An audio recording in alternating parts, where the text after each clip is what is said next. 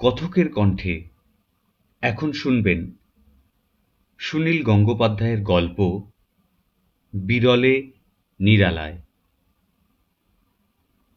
দাড়ি কামাতে কামাতে ব্যথাটা শুরু হলো, শূন্য থেকে হঠাৎ উঠে আসা উল্কার মতন, খড়ের ঘরে দপ করে আগুন জ্বলে ওঠার মতন। এ ব্যথা চিনতে কখনো ভুল হয় না। এখনই শুয়ে পড়া নিয়ম, এক পাও না হেঁটে এই বাথরুমের মেঝেতেই। কিন্তু কতগুলো জিনিস করা যায় না, কিছুতেই যায় না, যতক্ষণ জ্ঞান থাকে। মুখের আধখানায় সাবান মাখানো, হাতের রেজার স্টিক। এই অবস্থায় প্রতুল সেনগুপ্ত বাথরুমের মেঝেতে শুয়ে পড়তে পারে না। প্রতুল আয়নায় দেখল, তার কপালে এই শীতের সকালেও বিন্দু বিন্দু ঘাম। বাঁ হাতটা অবশ হয়ে আসছে। ব্যথাটা তরঙ্গের মতন এক একবার প্রবল ঝাপটা মেরে তার চেতনা কেড়ে নিতে চাইছে, আবার একটু ফিকে হয়ে যাচ্ছে যেন। ব্যথার চেয়েও প্রবল একটা রাগ ছড়িয়ে পড়ল তার মাথায়। দাঁতে দাঁত চেপে সে বলল, গড ড্যাম ইট! আমায় ভয় দেখাতে চাইছে। আস্তে আস্তে বাথরুমের দরজার ছিটকানিটা খুলে দিল সে। তারপর দরজাটা ফাঁক করে রাখল একটু। অনেক সময় দরজা ভেঙে বার করতে হয়, সে জানে। বন্ধ বাথরুমের মধ্যে কামানো শেষ করল।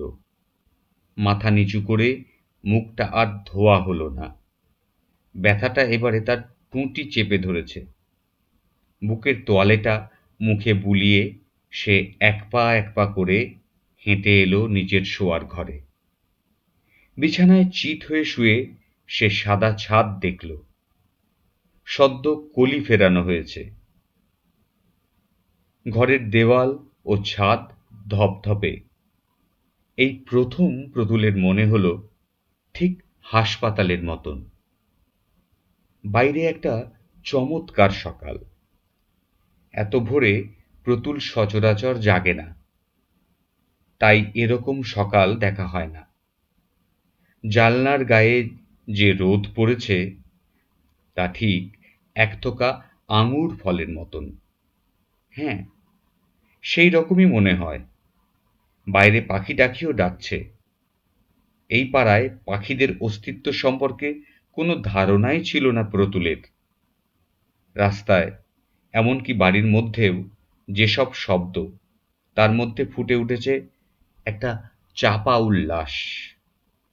আজ একটি বিশেষ দিন।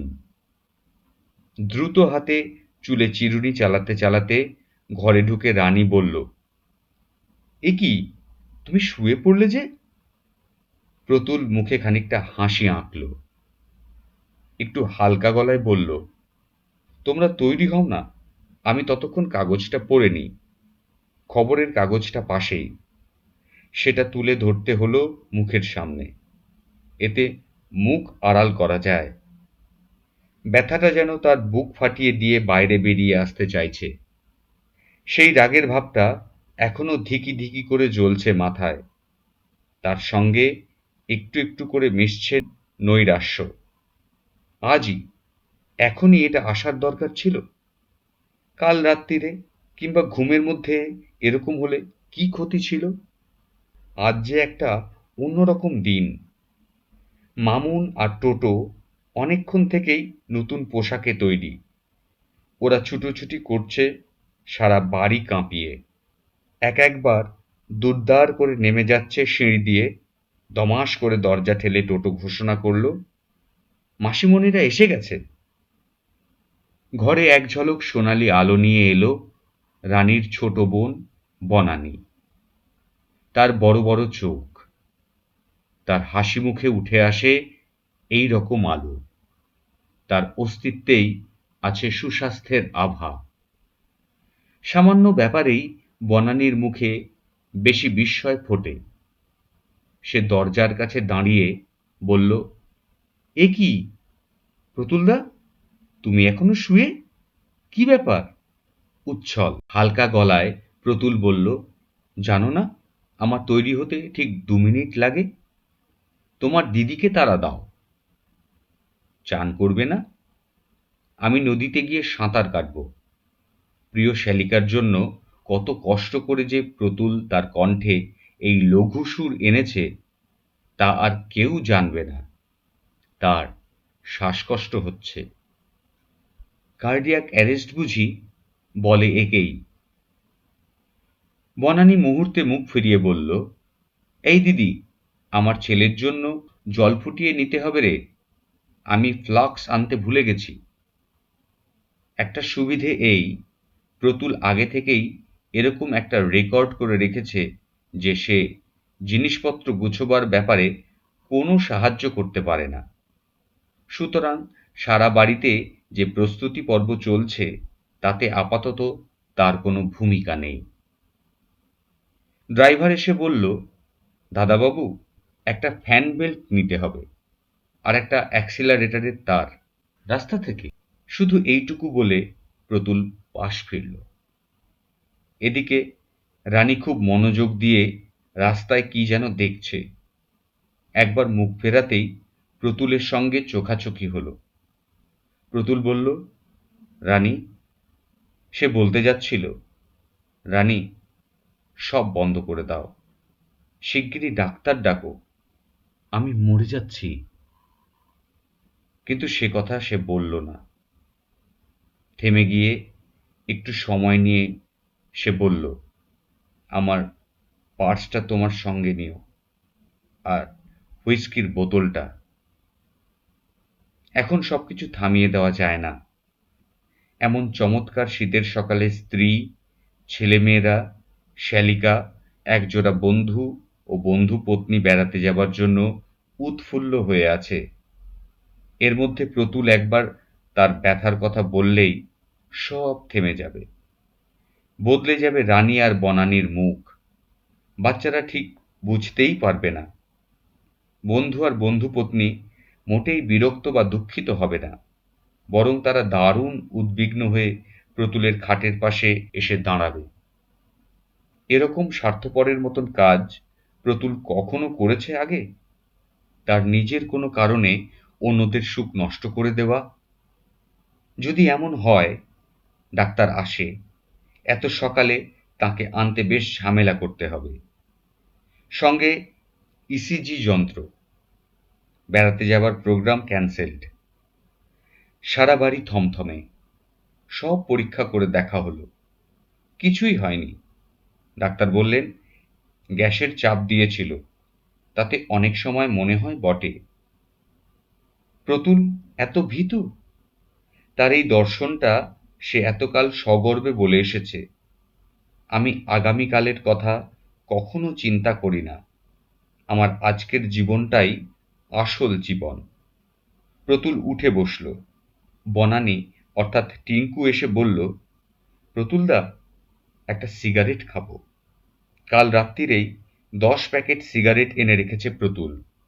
বাইরে গেলে তার নিজস্ব ব্র্যান্ড যদি পাওয়া না যায়, সেই জন্য সে সবসময় স্টক রাখে।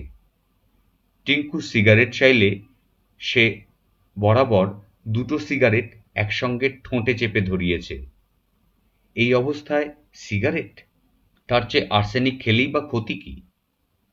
টিঙ্কুর ঝলমলে মুখখানার দিকে তাকিয়ে প্রতুল বলল, নিশ্চয়ই, লাইটারটা ওই যে, এনে দাও তো।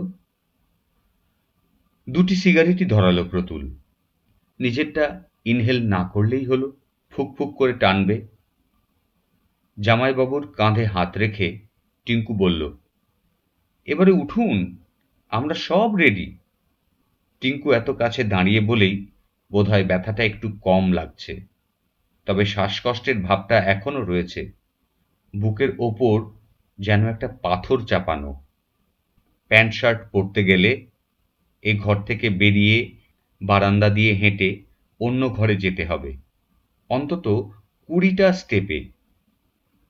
প্রতুল কতবার ডাক্তারবাবুদের কাছে শুনেছে চেস্ট পেন হলে এক পাও হাঁটা উচিত নয়, প্রথম চিকিৎসাই হলো সাবধানে শুয়ে থাকা। খাট থেকে নেমে প্রতুল ধীর পায়ে হেঁটে গেল পোশাকের ঘরে।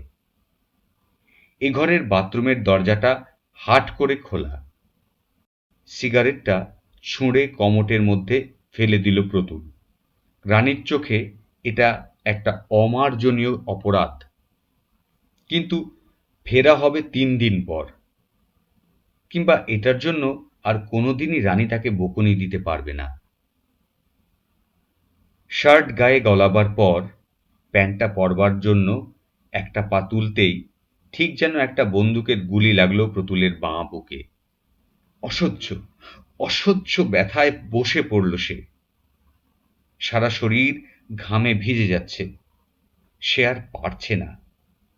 শার্টের নিচে শুধু জাঙ্গিয়া পরা, প্যান্টের এক ডোঙার মধ্যে একটা পা ঢোকানো। এরকম অসহায় অবস্থায় বসে আছে প্রতুল। দরজা খোলা। যে কোনো সময় বাচ্চারা কিংবা রানী, টিঙ্কু এসে পড়তে পারে। সাদা দেয়ালের দিকে তাকিয়ে ক্রুদ্ধ হিসহিসে গলায় প্রতুল বলল, "If you want to kill me when I am alone." কথাটা বলেই ব্যথার চেয়েও অনেক বেশি বিস্ময়ে অবসন্ন হলো প্রতুল। এরকম কথাটা সে বলল কাকে? এরকম অদ্ভুত ইংরেজিতে? ইউ? সে প্রতুল সেনগুপ্ত, যার কাছে অনির্দেশ্য কিছুই নেই। সে কাকে সম্বোধন করছে? দেয়ালকে? The hell is that you? Damn it! তখনই বেশ দাপটের সঙ্গে উঠে দাঁড়ালো প্রতুল। দ্রুত প্যান্ট পরে নিয়ে কোমরে বেল্ট বাঁধল। বেরিয়ে এসে বলল, টিঙ্কু, চিরুনিটা দাও।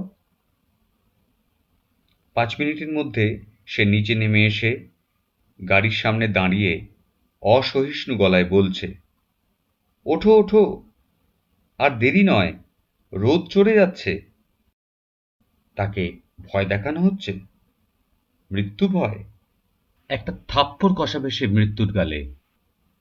49 বছর বয়স। তার জীবনে কোনো অনুতাপ নেই, কোনো উচ্চাকাঙ্ক্ষা নেই। হ্যাঁ, বেঁচে থাকা খুব সুন্দর, খুবই উপভোগ্য, কিন্তু মরতে হলেও সে টুসকি দিয়ে মরে যেতে পারে। জেদ করে সে একটা সিগারেট ধরালো। ইউ? তার বেঁচে থাকার মধ্যে কোনো ইউ নেই। মৃত্যু তো জাস্ট একটা হ্যাপেনিং, জন্মানোর মতনই। সবাই পেছনে বসলো, প্রতুল সামনে। লম্বা রাস্তা। ড্রাইভারকে মাঝে মাঝে বিশ্রাম দিয়ে তার গাড়ি চালাবার কথা। পথ থেকে প্রকাশ আর শ্রাবণীকে তুলে নিতে হবে। যথারীতি প্রকাশ তৈরি হতে পারেনি।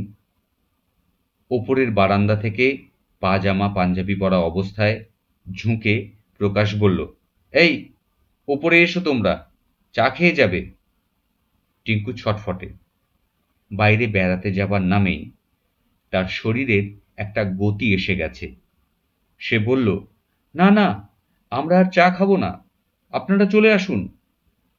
প্রকাশ বলল, আরে, ট্রেন ধরার তাড়া তো নেই, এসো এসো, লুচি ভাজা হচ্ছে। লুচি খাবো না। শ্রাবণীর স্নান হয়নি এখনো, আরো 10-15 মিনিট তো লাগবেই। স্নান না করে মেয়েরা বাড়ি থেকে বেরুতে পারে না, এটা যেন একটা ধর্মীয় নির্দেশ।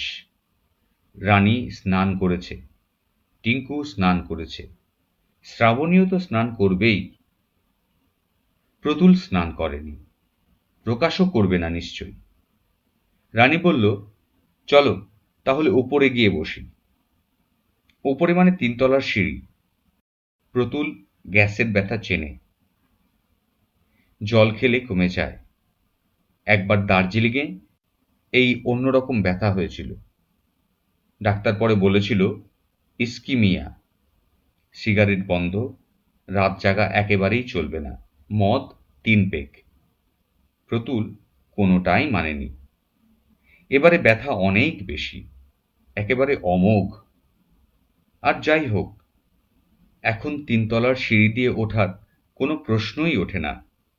আর কিছু না, যদি সিঁড়িতেই হুমড়ি খেয়ে পড়ে, তারপর ডাক্তার ডাকবার আগেই একটা বিশ্রী নাটকীয় ব্যাপার। প্রতুল এইরকম নাটকই তো অপছন্দ করছে। কেন আজ সবাই মিলে আনন্দ করে বেড়াতে যাবার দিনেই এই উৎপাত? ইংরেজি বাক্য কিংবা ইউ সম্বোধনটার কোনো মানে হয় না, কিন্তু প্রতুল তখন বলতে চেয়েছিল, নিরালায় নিরিবিলিতে আসুক মৃত্যু। তখন সে দেখাবে প্রতুল কত সহজভাবে তাকে গ্রহণ করতে পারে।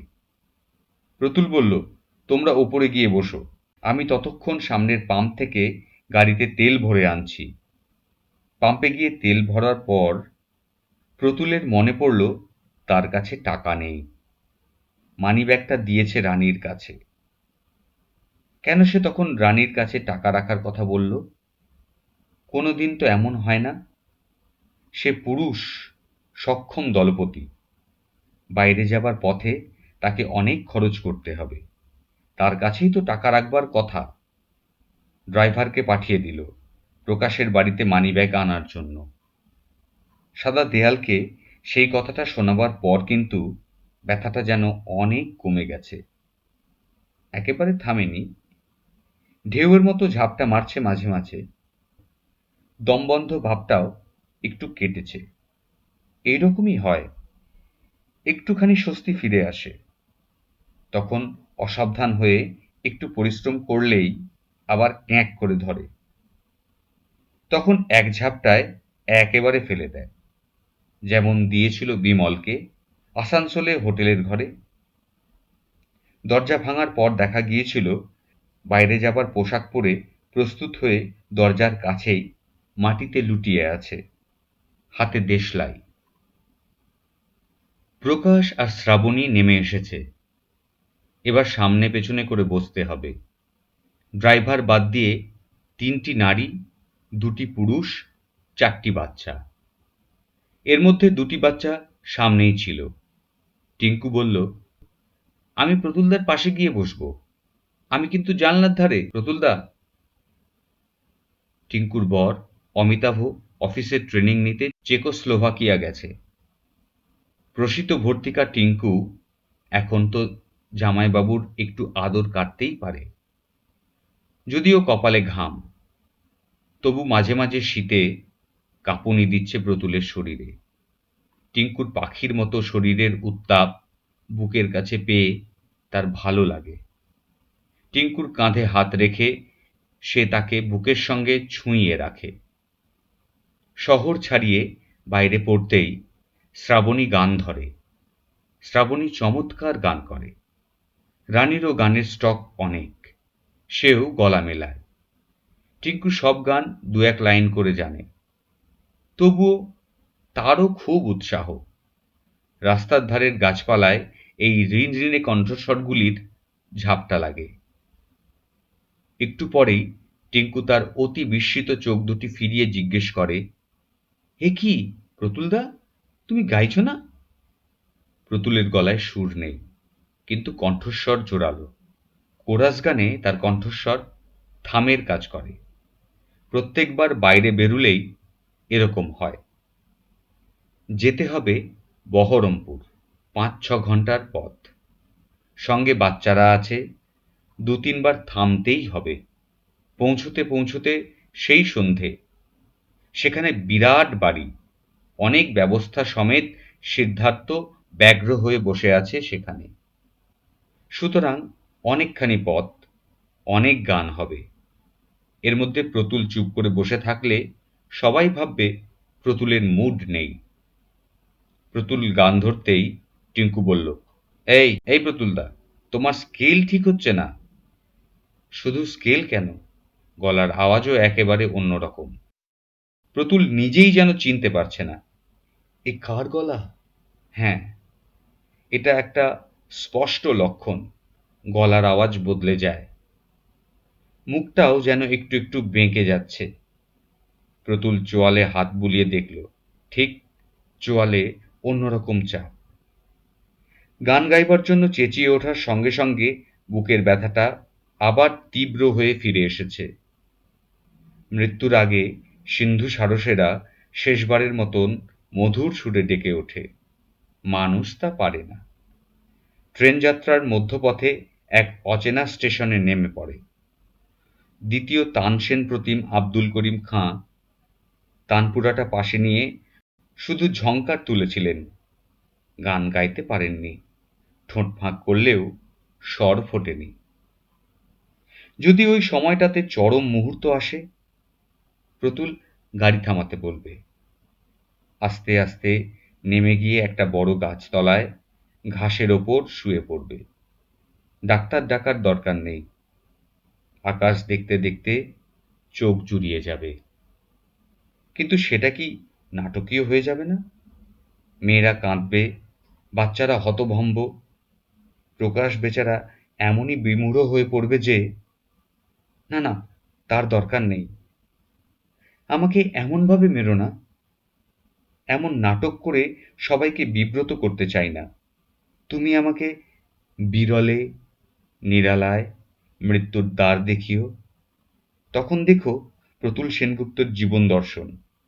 হাসতে হাসতে টুপি তুলে মৃত্যুর দরজা ঠাস করে খুলে সে চলে যাবে। No regrets, no ambitions.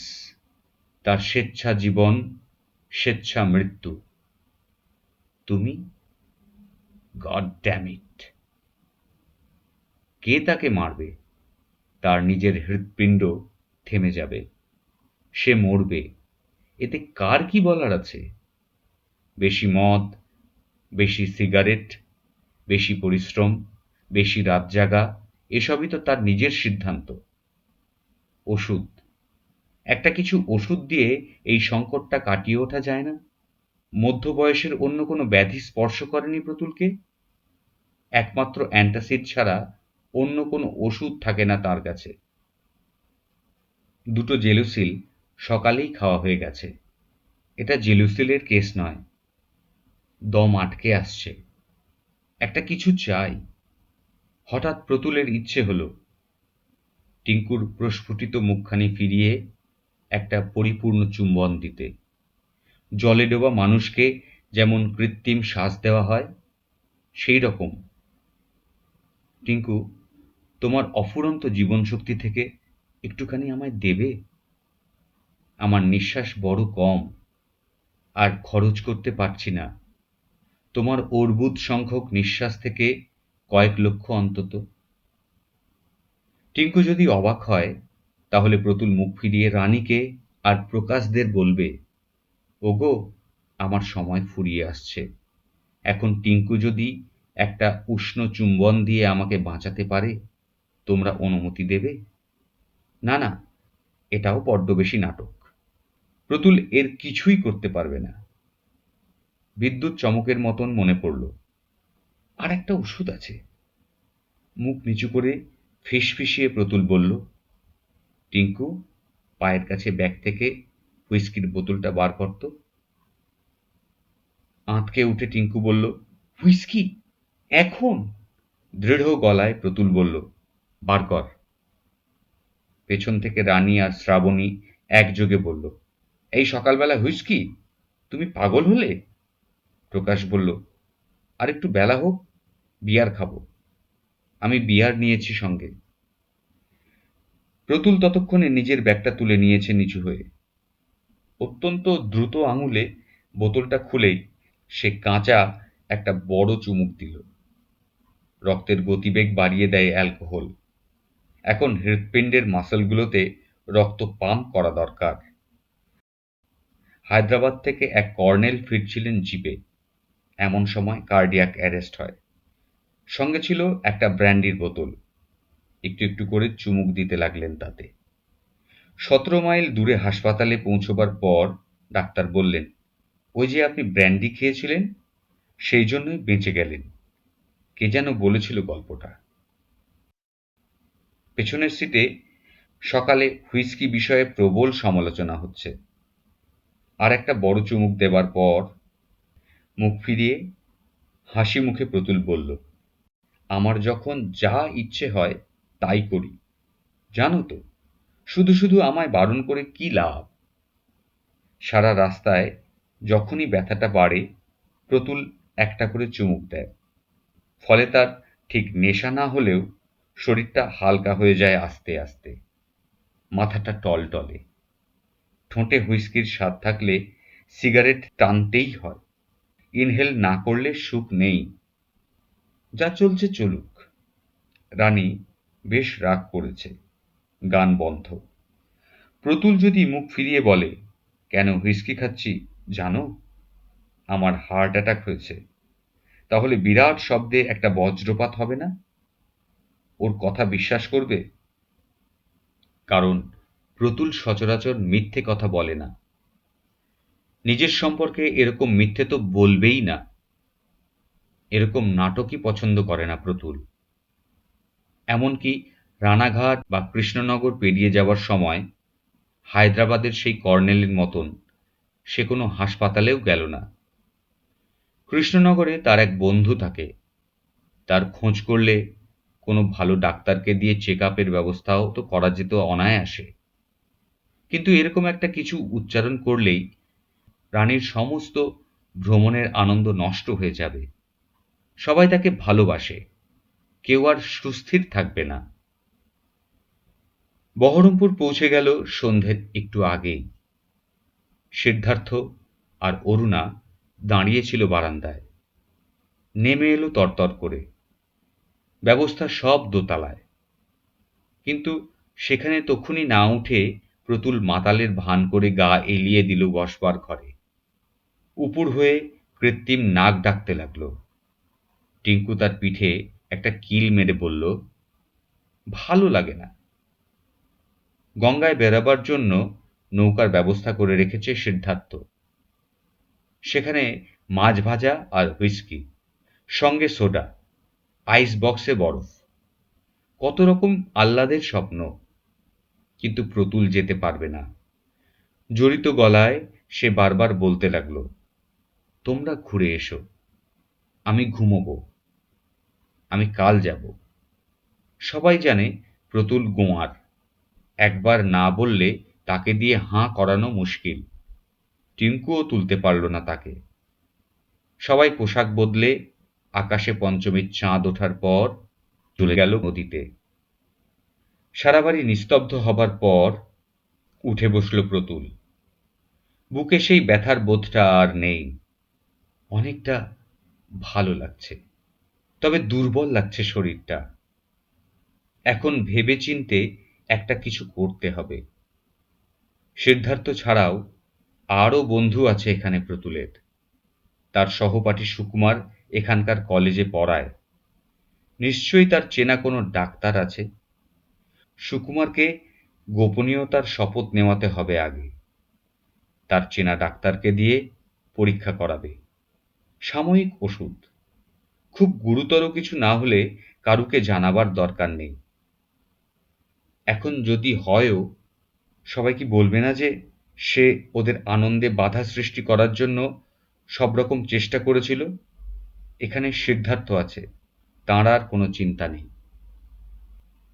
এখন একটা রিক্সা নিয়ে সুকুমারের বাড়ি খুঁজে যাওয়া। কিন্তু সুকুমারকে ডেকে পাঠালে হয় না? মফস্বলে রাস্তায় ঝাঁকুনি, সেটা এড়াতে পারলেই ভালো। সিদ্ধার্থের একটা খুব বিশ্বাসী লোক আছে। প্রতুল আগেও তো এসেছে। সে জানে। সেই লোকটিও কি গঙ্গায় গেছে? বসবার ঘর থেকে বাড়ির ভেতর দিকে চলে এলো প্রতুল। উঠোনের বদলে চমৎকার একটা সবুজ লন। তার এক প্রান্তে একটি ছোট ঘর। সেখানেই সেই বিশ্বাসী লোকটি থাকে। 10টি টাকা বকশিস দিলে সে আরও বিশ্বাসী হবে। সে গোপনে সুকুমারের কাছে তার চিঠি নিয়ে যাবে। সারা বাড়ি এতক্ষণ অন্ধকার কেন? লোডশেডিং? কোথাও আলো নেই। বাগানের প্রান্তে ঘরটিও অন্ধকার। তবু সেদিকে কয়েক পা বাড়াতেই আবার সাঁ করে উঠে এলো সেই ব্যথাটা। নিঃশ্বাস যন্ত্রে যেন একটা মোটা ছাঁকনি বসে গেল। অমনি তার সামনে ঝলসে উঠল একটা চকচকে খড়গ। একটা গম্ভীর কণ্ঠস্বর তাকে বলল, এবার? এখন তুমি প্রস্তুত? এখন তো তুমি বিরলে, নিরালায়। কাঁপতে কাঁপতে মাটিতে বসে পড়ল প্রতুল, পরাজিত সৈনিকের আত্মসমর্পণের মতো হাঁটু গেড়ে। তার সারা শরীর কাঁপছে। এখন? এখানে? কেউ জানতে পারবে না? ওরা সবাই গঙ্গায়, নৌকার ওপরে, গান গাইছে, জলের ছলছল শব্দ। শেষবারের মতন সে রানীকে দেখতে পাবে না, ছেলে মেয়েদের না, টিঙ্কুকে না, বন্ধু বান্ধবদের না। রেল লাইনের ধারে পলায়নপর স্মাগলারের গুলি খাওয়া দেহের মতন সে পড়ে থাকবে এই উঠোনে। সে ভয়ঙ্কর কাতরভাবে বলতে লাগলো, না না, বাঁচিয়ে দাও, এবারকার মতন অন্তত। প্লিজ, সিগারেট ছেড়ে দেব, প্লিজ। হে মৃত্যু, আমি তোমার পায়ে ধরছি, আমি তোমার সামনে নাক্ষত দিতে পারি, তোমার নোংরা পা ধোয়া জল খেতে পারি, বাঁচিয়ে দাও, অন্তত এবারকার মতন। এখানে তার কাপুরুষতার কোনো সাক্ষী নেই বলে ফুঁপিয়ে ফুঁপিয়ে কাঁদতেও শুরু করল প্রতুল। কম্পিত গলায় বলতে লাগলো, আর একবার সুযোগ দাও, অন্তত আর একবার। কথকের কণ্ঠে শুনছিলেন সুনীল গঙ্গোপাধ্যায়ের গল্প বিরলে নিরালায়। গল্প পাঠ ভালো লাগলে লাইক করবেন, চ্যানেলটিকে সাবস্ক্রাইব করবেন আর বেল আইকনটিও প্রেস করে রাখবেন, যাতে ভবিষ্যতে আমাদের নতুন পোস্টের নোটিফিকেশন আপনার কাছে সহজেই পৌঁছে যায়। ভালো থাকবেন, সুস্থ থাকবেন। নমস্কার।